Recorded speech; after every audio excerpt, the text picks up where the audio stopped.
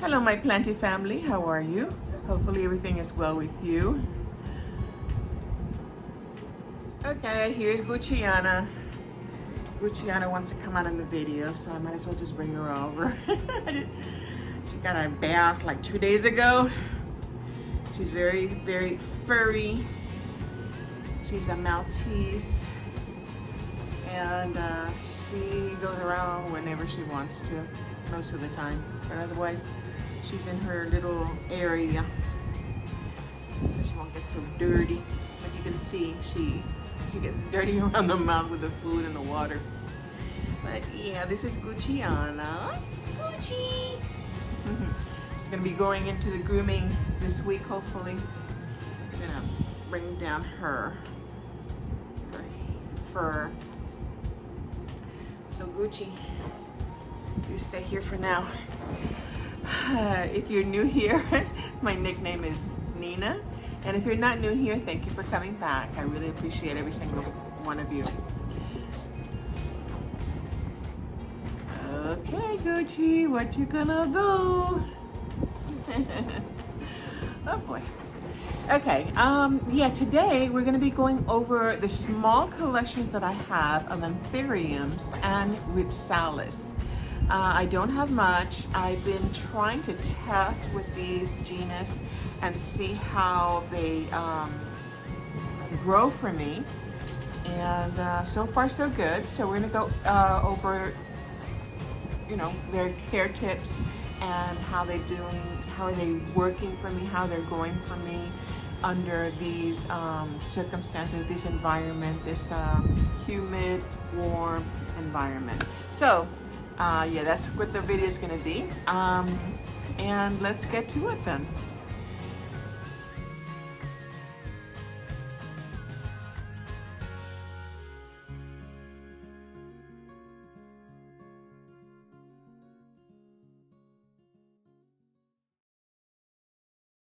Okay, we're going to go into the RHIPSALIS genus first.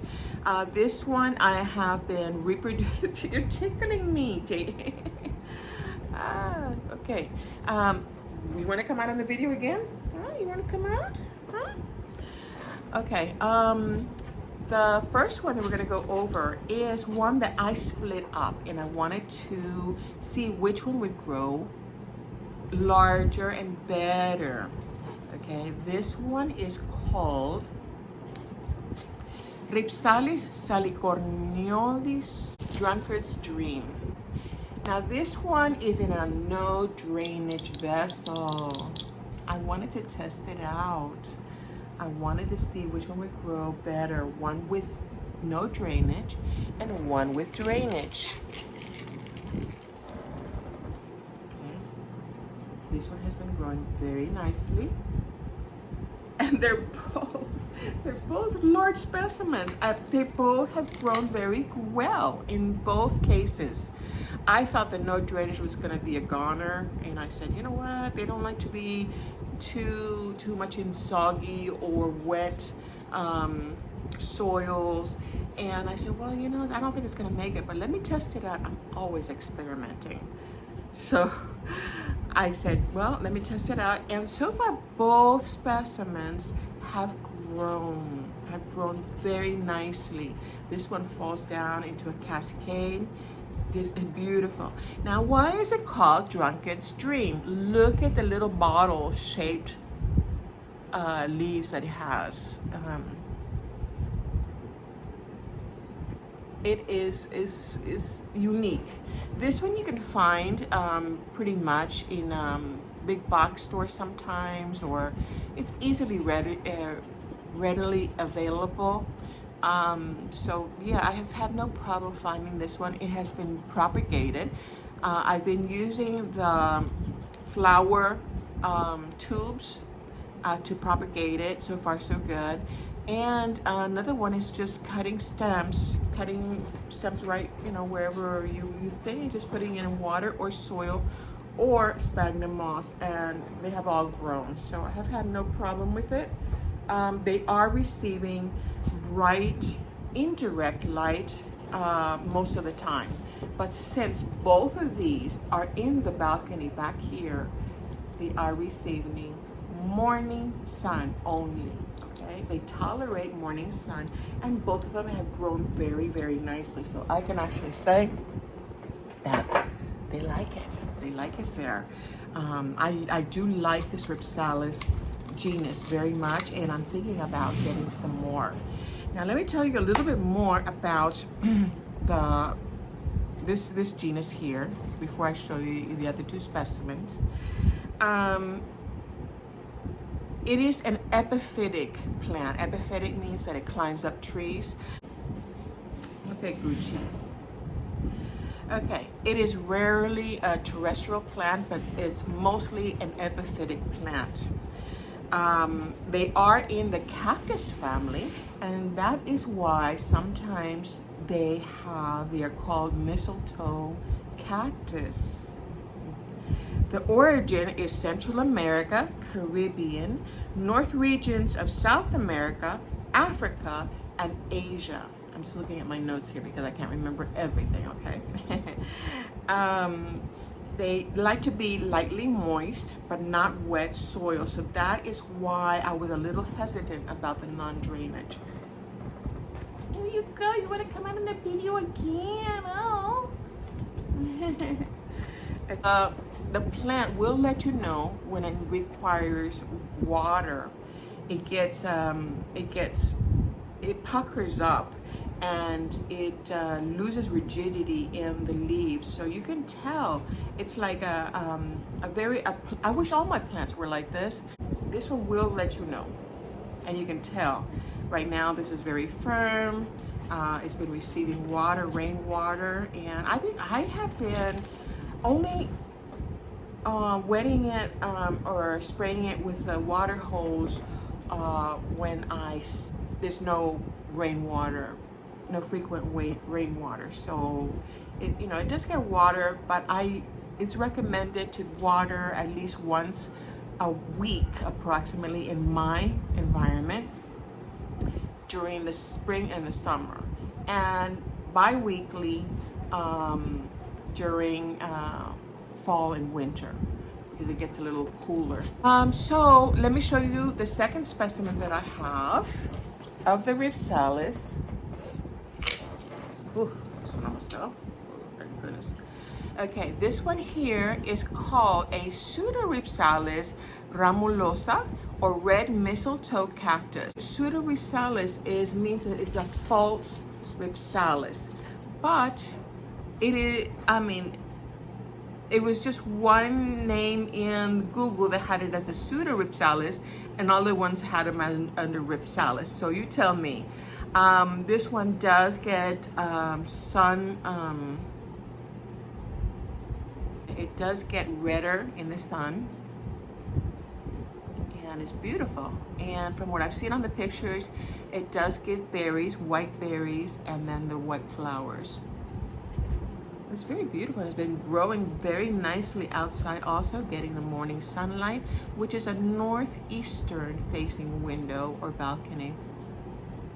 Now this one, this was one of the plants that I got the mealy bugs in, and had the pest treatment, which I had previously shown you on my previous video, and what I do to prevent that. So I had to go leaf by leaf, make sure that it was cleaned off, and then sprayed down with my maintenance liquid soap solution and oil solution. So yeah, this one is very, very nice. I really do like this one. This one, it has been in my garden for, I'd say, for a year, maybe early this year is when I got it. But I really do love it. Very beautiful, very beautiful. The last Rhipsalis that I have is this one. These are called clades, or leaves, flat leaves, clades. Now this one, it was very difficult for me to identify. There are many types of clades within the Rhipsalis family. And what I did find was the RHIPSALIS elliptica, aka mistletoe cactus also. But I've also seen several others that are a little bit longer in leaf, and you can tell this one's not round totally, but kind of long. So I have to see what the flowers are gonna be like, so then I can pinpoint the exact name for this. This is a very beautiful specimen. I did put it in this orange pot because of the sun stressing. Oh, I got the word. The sun stressing makes it that color, that beautiful orange color. Beautiful. So it's been receiving morning light, and I really do love these. They do look like epiphyllums, which I do have downstairs, but these are shorter leaves, rounder. They're rippled. You know, like they look really cute. So we're just gonna have to wait and see what the flower looks like for me to pinpoint the exact name of this plant. Okay, before I go into the anthuriums that I have, they're not the actual typical, well, maybe one of them, typical, you know, veiny big leaves. I don't have the big leaves yet, but one is just emerging, and we'll see how big it does get. Let me tell you a little bit more about the anthuriums. It is a slow grower genus. It doesn't grow very fast, so you can get one leaf and then wait a while and then get another leaf. So it all depends on the fertilizer, I guess, you're giving it, and the ambient conditions that you're providing it. There are approximately 1,300 species, maybe more, maybe a little bit less. There's so many. Here we specify the flowered anthuriums, even though they flower, but some are very nice and pretty, colorful flowers, while other ones are very simple flowers. They're native to the Caribbean, the Central America, and South America. So they do like warmth, humidity. They can be terrestrial or epiphytic. They can grow up trees, or they can just grow within the ground. Recommended temperature is 16 to 26 degrees Celsius or 60 to 79 degrees Fahrenheit approximately. And one good thing to know about the anthuriums is that they are toxic to animals and people. They do have sap, so you have to be careful with that. You have to be careful. It's recommended to have these high up. I mean, if you have cats and felines, it's just difficult because the cats will go up there, but try to not get them to eat these plants if you're going to get them, or place them somewhere safe. So let me go with the first one. The first one is, this was my first Anthurium, and this one I bought at the festival, the flower festival that we had in Puerto Rico, that we have every time during the June season, like the spring, summer season. And this one was my first big leaf, and then this one just emerged. So it's still soft, it's still hardening, and we're just gonna wait and see what that turns out to be. This is the Anthurium clarinarium. I was gonna test the grounds, and I was like, you know, should I get it, should I not get it? I'm not very good with Anthuriums. They are a little bit divas sometimes. But so far, I have this in my cabinet, in my IKEA Millsbow cabinet tall, and it was receiving humidity, and then it just outgrew the area, so I took it out and I put it on my vidstory, and so far it's getting ambient temperatures, and it's growing very nicely. I don't see any major change in the growth pattern or anything, so we're just gonna have to wait and see. But so far so good. I mean, I cannot complain. Okay, we're gonna go into the next one. The strap leaf pendant looking plant. This one I also got at the flower festival in Puerto Rico that we have here. I did get it small. I believe this was in a flower festival. No, wait a minute, sorry. I think this was Green Escape in Etsy, and I got it as a juvenile. I got it very small. And it did get yellowing here, and I believe this one's probably on the way out. But all the other ones have been growing very nicely. This one can be mistaken for the Parifolium, I think it is? Parifolium. I think it's the other one that looks a lot like this one. This one is probably a thinner strap. Let me tell you a little bit more about this one. This one's native to the Amazon and the Southeast Colombia, Ecuador, Peru, and North Brazil. It is also called a flamingo lily. I guess for the long neck, I guess. The leaves can reach 2.4 meters. I mean, this is long. This can get really, really long. It's the only strap leaf plant that I really have, and it's growing so nicely. I do have it planted in aeroid mix since it doesn't like to be in a soggy, non-aerated soil. It likes bright indirect light and humidity, 50 to 80% humidity. Outside of my cabinet, I do get around that much. I don't think I have less than 50 here, but it was getting like 90. If I would have put it in this cabinet right here, it would have gone to from 80 to 90% humidity. So yeah, I have been keeping it out.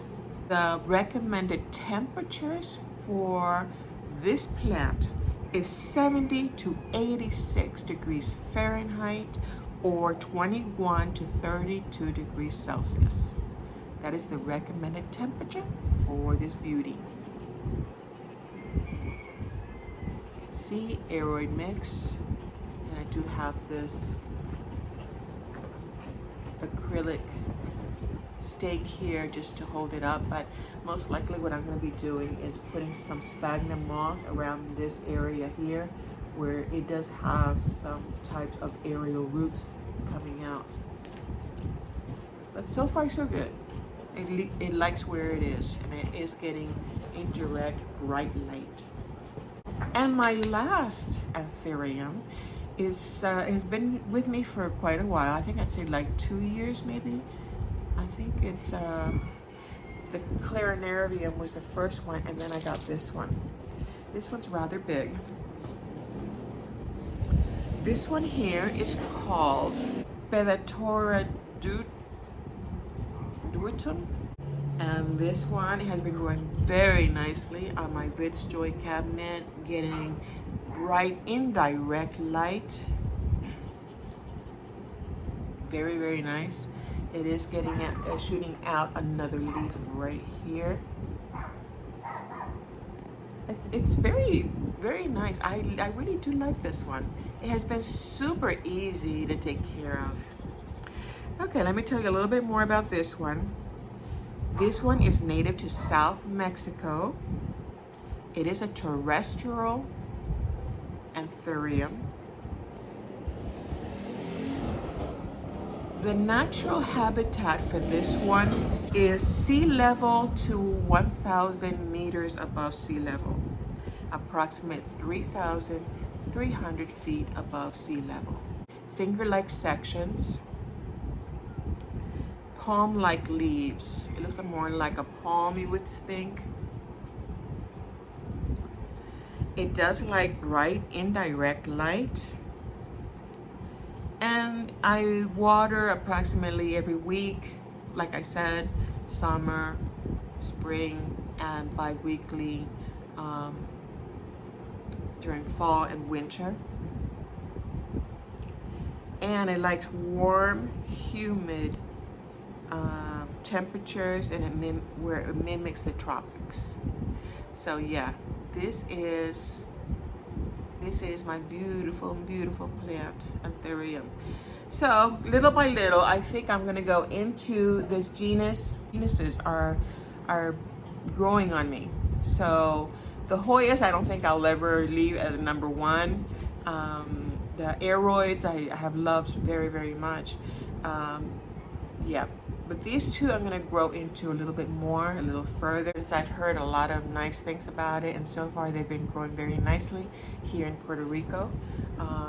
And we'll see, we'll just keep testing, and so far so good. I am very happy.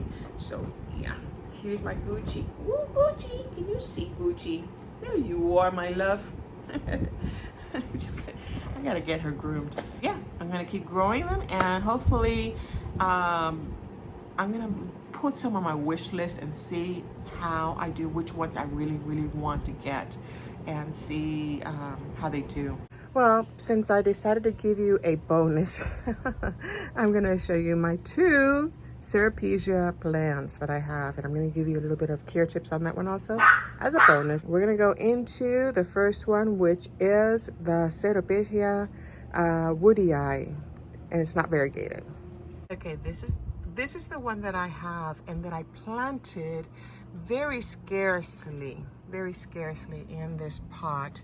It is outside in my balcony, receiving bright indirect light. Now it doesn't look too much, but it is kind of rather long. But here it's been getting fuller and fuller, and it's like, wow, you know, it really likes what it's getting and what it's doing here, what it's receiving. Basically the care tips for this one is not to water too frequently. It likes the bright indirect light, like I said. Try to let it dry out first, be in between waterings. I fertilize it with foliage focus, and it's growing very nicely, kind of full. Compared to how it was, I think it was just one strand, and what I did is that I wrapped around one of the strands and just left it there, and I think that's why it became so full on the top, and it's just straggling along. Now this one here doesn't like cool weather. I think it likes warmer weather. Let me get the exact information on that one. I can tell you offhand that this plant does not like a lower light environment. If you want to keep it inside, make sure you have some bright light on it, directly on it. It just likes the sun. Try to give it some doses of sunlight, but not strong. Like I said, this plant is in my balcony, and it is receiving the morning light, northeastern facing windows. Just so you have an idea of where it is. It's in the northeast section and receiving only the morning light and a lot of illumination during the day. So yeah, here's the woodii regular. Here is the woodii ampliata. And this one can be mixed up with a RHIPSALIS. That's why I decided to put it onto this one. It is really long. Let's see how long I can get. Yeah, it's pretty long. I'd say maybe 2 meters long. I do have only 2 flowers left on this one, you can see. See how the flowers are different. I don't know whether I showed it to you or not, but the RHIPSALIS flowers are generally small flower. They look like little roses, and these are a little bit longer. This is a typical Ceropegia style flower. I don't know if it's focusing or not. I really like this one. As soon as I saw it, it was like, oh, I like it. I like it. Some people don't, but yeah. This one does like temperatures from 45 to 95 degrees Fahrenheit or 7 to 35 degrees Celsius. It trails approximately 6 to 8 feet long. make sure to allow the soil to dry in between the waterings. And like I said, the first thing that they told me when I got this plant at the flower festival was make sure you put this in bright light. So that is a trick on the Ceropegias.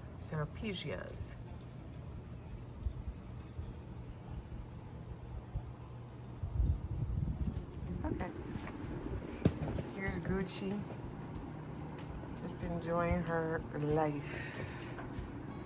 So she's always sticking her whole face in the food, always getting dirty. No matter how I try to clean her, it's just like that. But she's adorable. She's so loving. Hopefully you liked the video. If you did, thumbs up, share, and subscribe if you haven't done so already. And activate the bell so you can receive notifications when I upload another video. I do want to mention my first channel. My first channel is Spanish speaking. It's called Nina Suculentas y Más. And if it's easier for you to understand Spanish, then I invite you to go over there. So from Puerto Rico, I'm going to be sending you my blessings. For you, your family, your pets, and your plants. Have a wonderful day, and we'll see you for the next video. Bye.